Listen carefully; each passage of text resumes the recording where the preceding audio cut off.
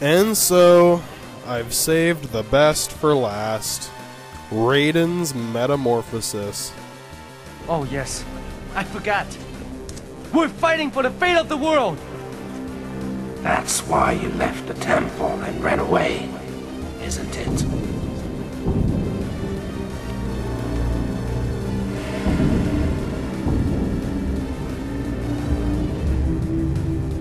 The great tournament was too much responsibility. But vengeance... that's so much simpler. Enough!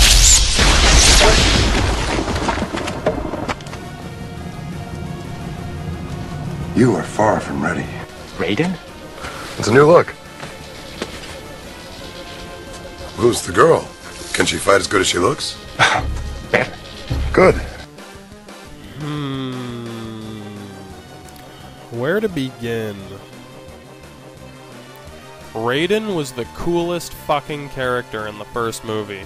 I mean, Johnny Cage was the most relatable because he was like the most normal, average Joe kind of character, even though Liu Kang was the protagonist. I mean, he's pretty normal too, but it's hard for people to relate to a Shaolin monk. But I mean, even with all the cool bad guys, Rayden was still the shit. He was like this wise old man who knew everything and was so powerful that he barely had to do anything. Like he was beyond physical limitation. Don't tell me you're afraid of a simple beggar.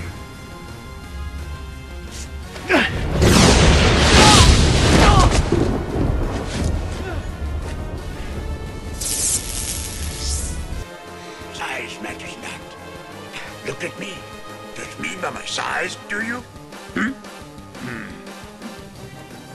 You can overcome any adversary, no matter how bizarre their powers may seem. There is always a way. Only one thing can defeat you. Your own fear. So who says we're afraid? You must first face your fears, if you are to conquer them. This is a very unique and awesome type of character, but it's hard to pull off. They did it in the first movie, though. He was like this supreme righteous badass. He was just fucking awesome. And Christopher Lambert was the perfect Rayden. Even his voice became the iconic voice of Rayden. You know, like the Highlander. In Annihilation, he's been replaced by a cheaper actor. I mean, James Remar, he's actually a pretty good actor. He gives an alright performance, but no one could have compared to what Christopher Lambert did with that character. I mean, James Remar was doomed before he started. Sorry. In the beginning of Annihilation, Rayden looks pretty much the same and has the same attitude, but he's just not the same as he was before. And he also gets a lot dumber and he starts believing and or making up some dumb shit that doesn't make sense. His character becomes questionable right from the beginning. I mean, I understand that he becomes a mortal man in this movie and that they're trying to show that he's becoming more like a human, but come on, really? It's a new look.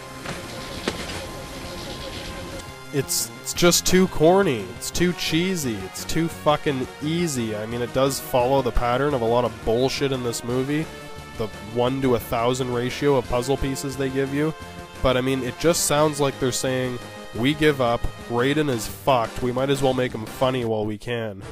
I mean, really, did he actually go out of his way to get a haircut after he left the Temple of the Elder Gods?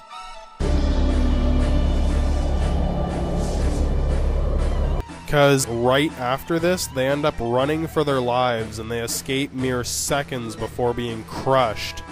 I mean, if Rayden hadn't stopped for that haircut, they wouldn't have been cutting it so close. I mean, not to mention the new outfit. He could have got everyone killed just for... The new look. I mean, they could have at least cut his hair to, like, shoulder length, so that, you know, like, realistically, he could have just done it with a knife or something, instead of this fucking crew cut that's like half an inch taller than what Duke Nukem would get. Looks like Rayden got himself the new Gillette shaver. He must have got that thing at the Elder Gods salon. Elder Gods, transcending fashion. Look like a god. And then beyond that obvious bullshit, there's also a lot of religious and biblical references in this movie, especially surrounding Rayden in this event. You see, there's a story in the Bible about a guy named Simon, or Simpson, or Samson. Yeah, that's it, I think, Samson. Samson Simpson, I stick by my story. I'm from Jamaica. If I wasn't Jamaican, then why would I wear this hat? So, supposedly Samson was some great warrior who had long hair. I think it was like 7 locks of long hair. Like dreadlocks or something. Anyway, he was supposedly the greatest warrior of his time. Unstoppable. Kinda like Shao Kahn, but of the older days. Except that Shao Kahn is bald. Whoa, man. And Samson wasn't a crazy asshole like Shao Kahn was. Anyway, supposedly some woman named Delilah convinced him to cut his hair. Samson, get a fucking haircut. You look like a goddamn hippie.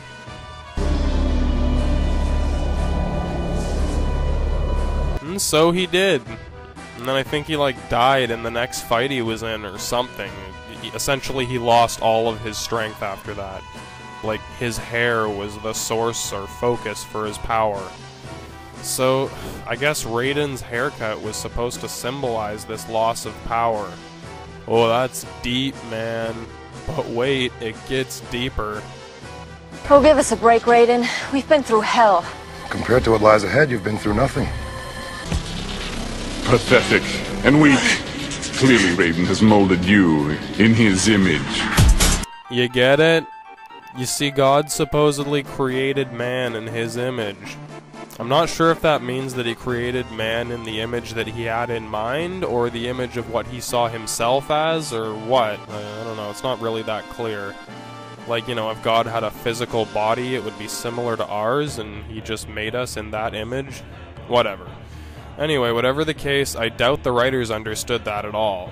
I mean, they're just trying to use metaphors that pull at people's heartstrings. The thing is, people that are religious were probably offended by this, and people that aren't religious didn't even get it. I'm sure there's a few exceptions, but really? Clearly Rayden has molded you in his image. Does that really mean that they're trying to say that Rayden is God? Like, the same God that the major modern monotheistic religions believe in? Jehovah or Allah or the Holy Ghost or something? This is that being that they all believe in? It's a new look. This is supposed to be a fictional fantasy universe with fake gods and elder gods and sons of gods. Fucking for the son of God, you really are a son of a bitch, Rayden. And not to mention that we don't even know who his mother is. No one does.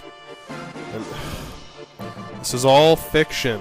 Why are they trying to imply that Rayden is the real God? I mean, I'm pretty damn sure God doesn't do fucking flying Superman lightning moves to kill crazy immortal emperors.